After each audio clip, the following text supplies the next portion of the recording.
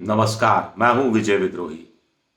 तो दो तीन चुनावी सर्वे जो आए हैं वो राजस्थान में बीजेपी को पूरी 25 सीटें दे रहे हैं। लेकिन बीजेपी कोई राजनीतिक जोखिम लेने के लिए तैयार नहीं है। इन सर्वों से वो खुश तो है, लेकिन आश्वस्त नहीं है।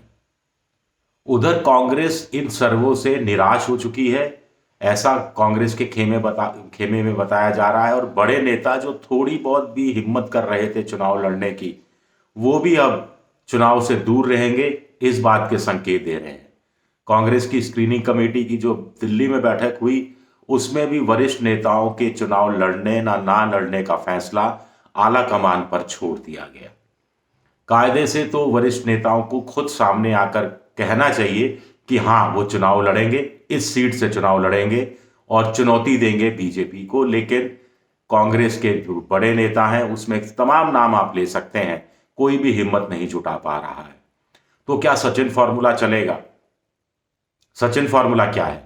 सचिन फॉर्मूला यह है, 25 से 30 साल के नौजवानों को टिकट दिया जाए, ज्यादा संख्या में टिकट दिया जाए और वरिष्ठ नेता पूरा जोर लगाए इन लड़कों को चुनाव मैदान में उतारने का भी, उनको जिताने का भी श्रेय उनके हिस्से चला ही जाएगा, लेकिन जिम्मेदारी भी ले। तो स्क्रीनिंग कमेटी में भी सचिन पायलट भी थे, भंवर जितेंद्र सिंह भी थे, राजस्थान के प्रभारी रंधावा भी थे, दो सह प्रभारी भी थे, प्रदेश अध्यक्ष डोटासरा भी थे, प्रतिपक्ष के नेता टीकाराम जूली भी थे। तो वहां पर पैनल बन रहा है और ये माना जा रहा है कि 25 में से 20 से 22 नौजवानों को मौका दिया जा सकता है। इसमें करीब 5 ऐसे एमएलए हो सकते हैं जो विधानसभा चुनाव में बड़े अंतर से जीते हैं। इसमें से 3 तो युवा एमएलए बताए जा रहे हैं। आप समझ गए होंगे इशारा किस तरफ है। 25 में से बताया जा रहा है कि 5 से 8 सीटों पर सिंगल नाम का पैनल तैयार हुआ है, जैसी जिसमें यानी कोई अंतर्विरोध नहीं है।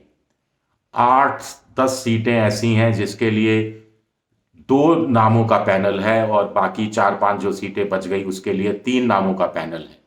तो इस पर और गहरा मंथन हो रहा है।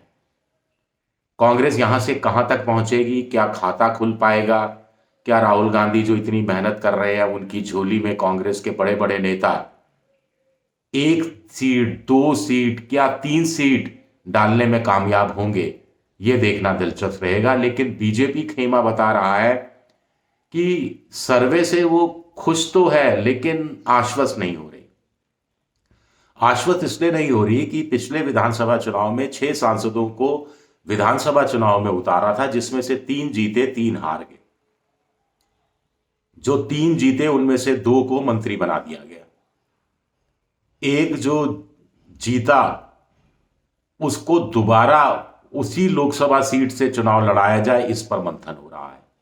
लेकिन जो स्ट्राइक रेट 50% की ही रही, उससे बीजेपी खेमा आलाकमान थोड़ा सा गंभीर नजर आता है और उसको लगता है कि भले ही चुनावी सर्वे 25 की 25 सीटें जिता रहे हो और भले ही मोदी के नाम पर चुनाव लड़ा जाएगा, मोदी का चेहरा ही 25 चेहरों को यहां से लोकसभा भिजवा देगा, लेकिन जो सांसदों की व्यक्तिगत तौर पर एंटी इनकम्बेंसी है, खास तौर से जो लगातार 2 बार जीते हुए सांसद हैं और भारी अंतर से जीते हुए सांसद हैं, उनको लेकर कोई शक शुबह पैदा किए जा रहे हैं।